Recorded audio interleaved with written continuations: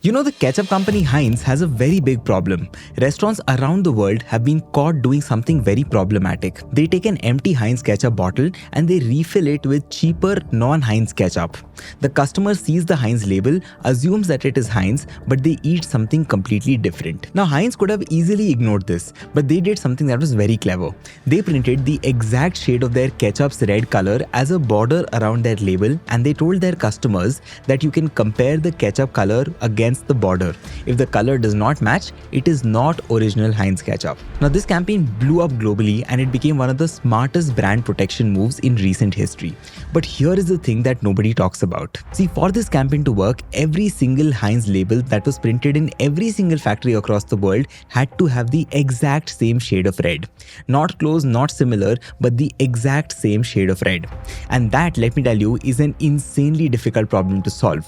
Because the moment you try to print the same color in two different factories with two different machines using two different inks on two different types of paper, you get two very different looking shades. So then the question is, how did Heinz exactly manage to pull off such a big marketing campaign? It is actually because of a company called Pantone.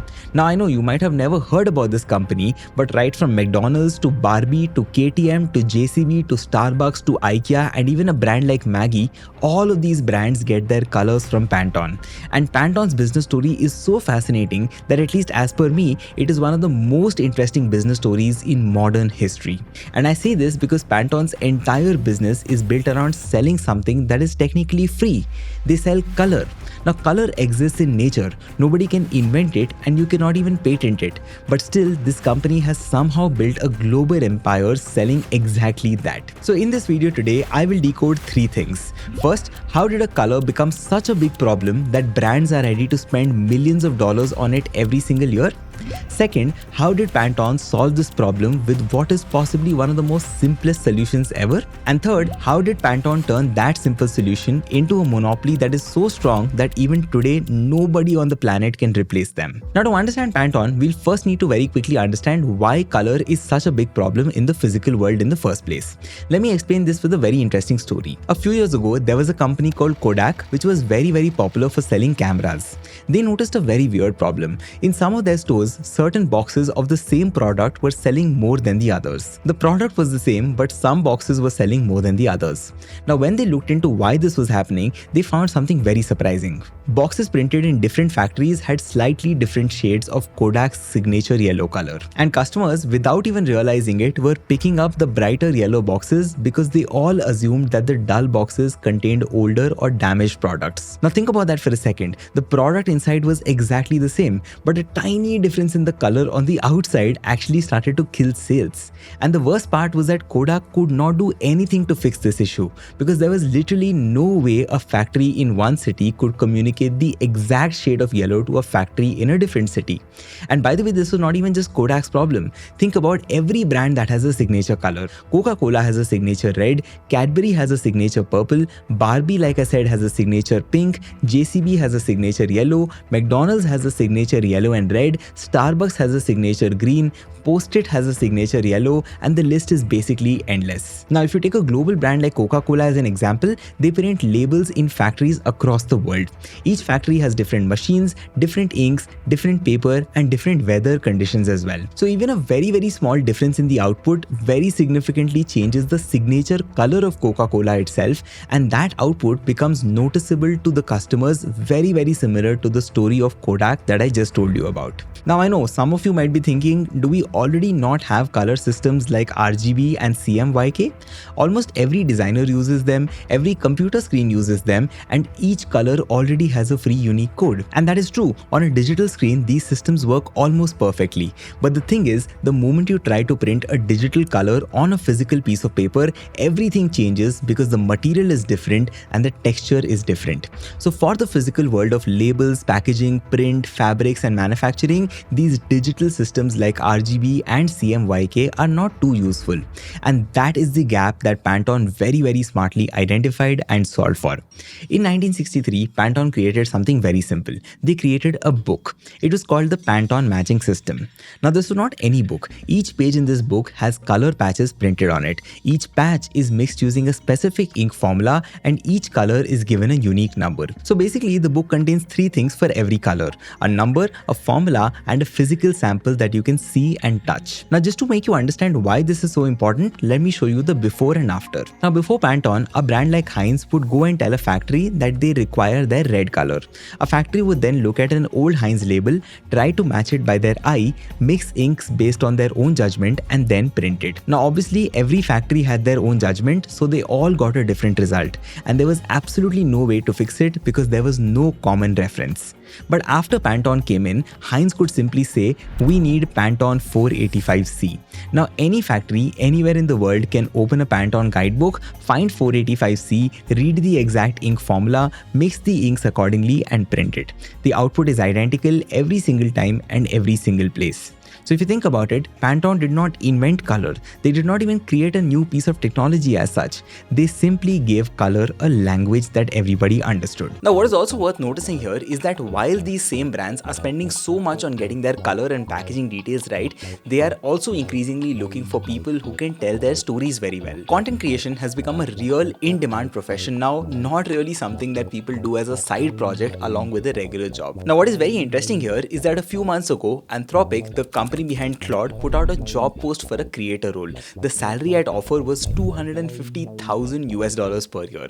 It went absolutely viral because of what it signaled. Serious companies are now treating content creation as a real profession. But the issue is, becoming a creator who can actually deliver is genuinely hard to figure out, and most people trying never really get there. The early creators who did well built the playbook by failing. But if you are someone who's starting out now, that playbook already exists, so it technically makes no sense to make the same mistakes once again. That is exactly what a program called Gen Z is built around. It is a 5-month program with 3 months of in-person training in Bangalore and 2 months of actual output, which takes you from scratch to having real work to showcase. It covers the full stack, right from content writing to production to editing and even building a team around your content. This program, by the way, is run by my very good friends at EOS, and the people teaching it themselves have built content IPs to millions of followers, so the learning is focused on what actually works in real life, not just what sounds good in a classroom. So if that sounds relevant or interesting to you, the link is in the description. You can apply using that.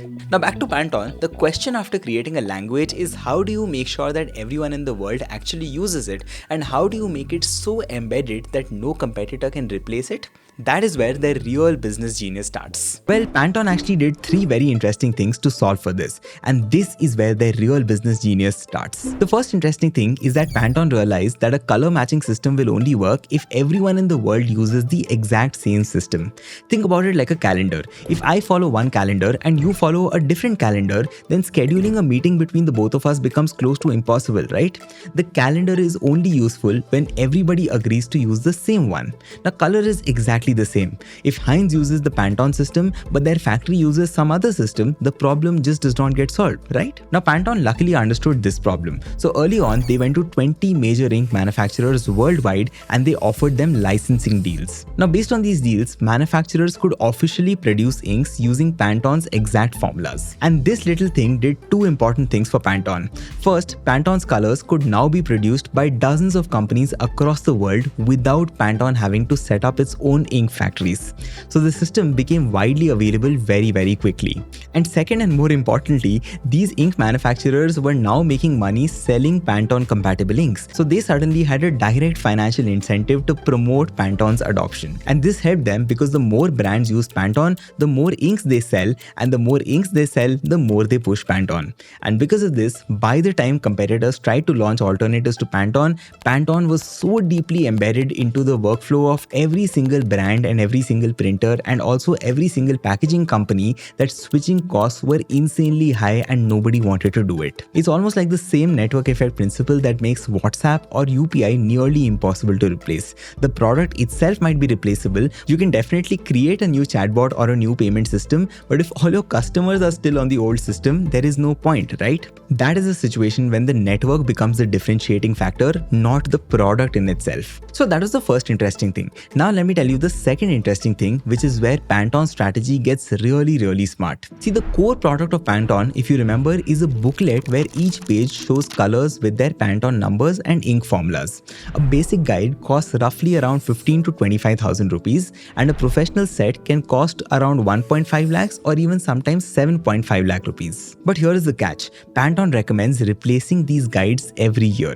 Why? It's not because of some subscription trap or a forced contract.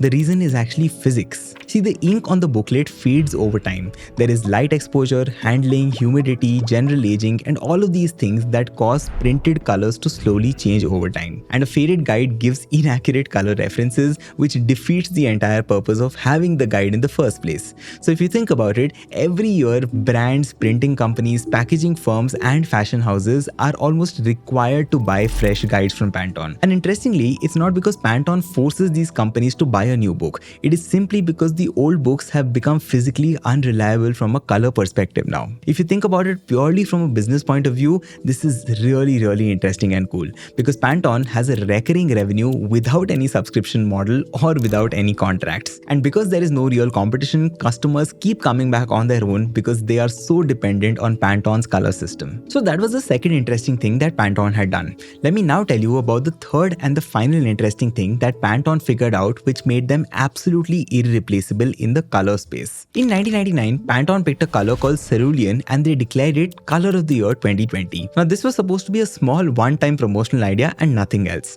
But something very unexpected happened. The media picked it up, fashion designers started using the color in their collections, and everyone suddenly got obsessed with that very color. That is when Pantone realized that they had accidentally created something that was much bigger than just a press release that they were hoping to do. So every year since then, Pantone has been announcing the Color of the Year. But I'll tell you what makes this extremely powerful.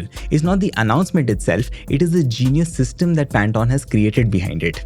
See, months before the public announcement for the Color of the Year, Pantone reaches out to brands across completely different industries. They reach out to phone manufacturers, furniture companies, nail polish brands, paint companies, toy companies, etc. and they strike deals for these brands to create products in Pantone's upcoming Color of the Year. And the deal includes that all of these brands would launch their product exactly around the time when Pantone launches its Color of the Year. So now, on the day of the announcement, the color does not just appear as a press release, it also appears as real products across multiple product categories. All of a sudden, it is everywhere, and this creates a full cycle. Because if you think about it, once Pantone declares a specific color as a Color of the Year, dozens of brands launch products in that colors, so people start believing subconsciously that that color actually matters, and therefore that prediction actually becomes true because in a certain sense, it was manufactured to become true. Now this Color of the Year marketing is very interesting for two reasons. First, it keeps Pantone in public conversation, because without their Color of the Year, Pantone would only be discussed in smaller groups of designers and packaging professionals. But now all of a sudden, Pantone is everywhere on social media, TV, etc.